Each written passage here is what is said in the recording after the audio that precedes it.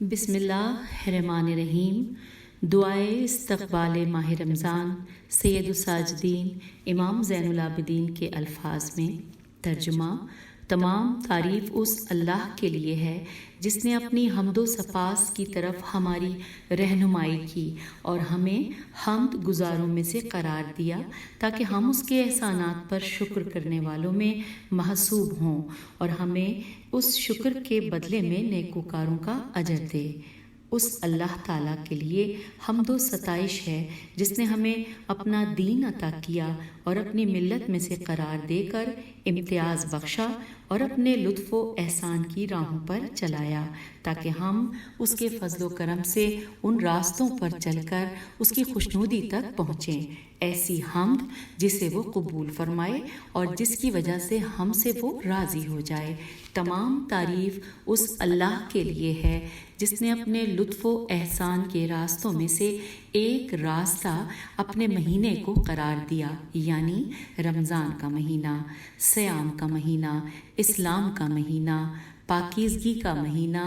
تصفیہ و تطہیر کا مہینہ، عبادت و قیام کا مہینہ، وہ مہینہ جس میں قرآن نازل ہوا جو لوگوں کے لیے رہنما ہے، ہدایت اور حق و باطل کے امتیاز کی روشن صداقتیں رکھتا ہے۔ چنانچہ تمام مہینوں پر اس کی فضیلت و برتری کو آشکارا کیا۔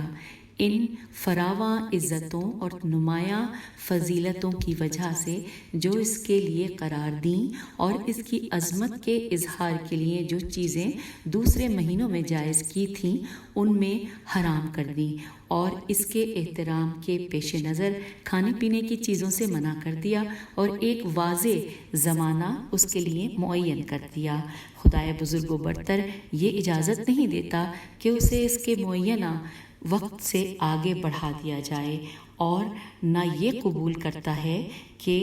اس سے مؤخر کر دیا جائے، اور پھر یہ کہ اس کی راتوں میں سے ایک رات کو 1000 مہینوں کی راتوں پر فضیلت دی اور اس کا نام شب قدر رکھا۔ اس رات میں فرشتے اور روح القدس ہر اس امر کے ساتھ جو اس کا قطعی فیصلہ ہوتا ہے اس کے بندوں میں سے جس پر وہ چاہتا ہے نازل ہوتے ہیں۔ وہ رات سراسر سلامتی کی رات ہے جس کی برکت طلوع فجر تک دائم و برقرار ہے۔ اے اللہ، محمد صلی اللہ علیہ وآلہ وسلم اور ان کی آل علیہم السلام پر رحمت نازل فرما اور ہمیں ہدایت فرما کہ ہم اس مہینے کے فضل و شرف کو پہچانیں، اس کی عزت و حرمت کو بلند جانیں اور اس میں ان چیزوں سے جن سے تو نے منع کیا ہے اجتناب کریں، اور اس کے روزے رکھنے میں ہمارے اعضاء کو نافرمانیوں سے روکنے اور ان کاموں میں مصروف رکھنے سے جو تیری خوشنودی کا باعث ہوں ہماری اعانت فرما میرے مالک، تاکہ ہم نہ بیہودہ باتوں کی طرف کان لگائیں،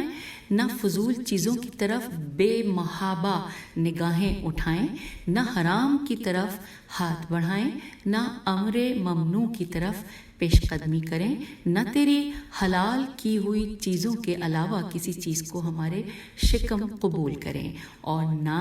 تیری بیان کی ہوئی باتوں کے سوا ہماری زبانیں گویا ہوں، صرف ان چیزوں کے بجا لانے کا بار اٹھائیں جو تیرے ثواب سے قریب ہیں، اور صرف ان کاموں کو انجام دیں جو تیرے عذاب سے بچا لے جائیں۔ پھر ان تمام اعمال کو ریاکاروں کی ریاکاری اور شہرت پسندوں کی شہرت پسندی سے پاک کر دے، اس طرح کہ تیرے علاوہ کسی کو ان میں شریک نہ کریں اور تیرے سوا کسی سے کوئی مطلب نہ رکھیں۔ اے اللہ، محمد صلی اللہ علیہ وآلہ وسلم اور ان کی آل علیہم السلام پر رحمت نازل فرما اور ہمیں اس میں نماز ہائے پنجگانہ کے اوقات سے ان حدود کے ساتھ جو تو نے متعین کیے ہیں اور ان واجبات کے ساتھ جو تو نے عائد کیے ہیں اور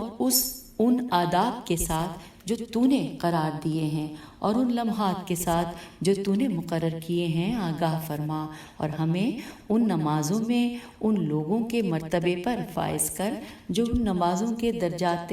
عالیہ حاصل کرنے والے، ان کے واجبات کی نگہداشت کرنے والے، اور انہیں ان کے اوقات میں اسی طریقے پر جو تیرے عبد خاص اور رسول صلی اللہ علیہ وآلہ وسلم نے رکوع و سجود اور ان کے تمام فضیلت و برتری کے پہلوؤں میں جاری کیا تھا، کامل اور پوری پاکیزگی اور نمایاں و مکمل خشوع و فروتنی کے ساتھ ادا کرنے والے ہیں۔ اور ہمیں اس مہینے میں توفیق دے کہ نیکی و احسان کے ذریعے عزیزوں کے ساتھ صلہ رحمی اور انعام و بخشش سے ہمسایوں کی خبرگیری کریں، اور اپنے اموال کو مظلوموں سے پاک و صاف کریں، اور زکوٰۃ دے کر انہیں پاکیزہ و طیب بنا لیں، اور یہ کہ جو ہم سے علیحدگی اختیار کرے اس کی طرف دست مصالحت بڑھائیں، جو ہم پر ظلم کرے اس سے انصاف برتیں، جو ہم سے دشمنی کرے اس سے صلح و صفائی کریں، سوائے اس کے جس سے تیرے لیے اور تیری خاطر دشمنی کی گئی ہو،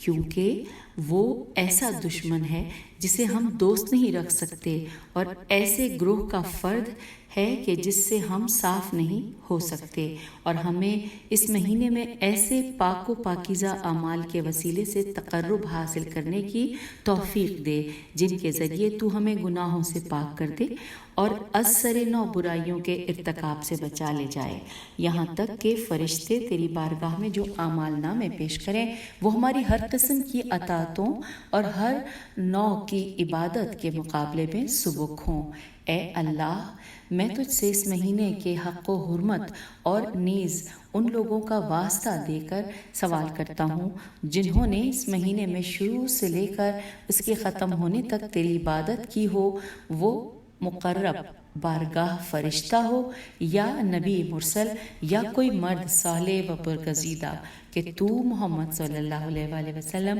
اور ان کی آل علیہم السلام پر رحمت نازل فرمائے، اور جس عزت و کرامت کا تو نے اپنے دوستوں سے وعدہ کیا ہے اس کا ہمیں اہل بنا، اور جو انتہائی اطاعت کرنے والوں کے لیے تو نے اجر مقرر کیا ہے وہ ہمارے لیے بھی مقرر فرما، اور ہمیں اپنی رحمت سے ان لوگوں میں شامل کر جنہوں نے بلند ترین مرتبے کا استحقاق پیدا کیا۔ اے اللہ، محمد صلی اللہ علیہ وآلہ وسلم اور ان کی آل علیہم السلام پر رحمت نازل فرما، اور ہمیں اس چیز سے بچائے رکھ کہ ہم توحید میں کجندیشی، تیری تمجید و بزرگی میں کوتاہی، تیرے دین میں شک، تیرے راستے سے بے راہ روی اور تیری حرمت سے لاپرواہی کریں، اور تیرے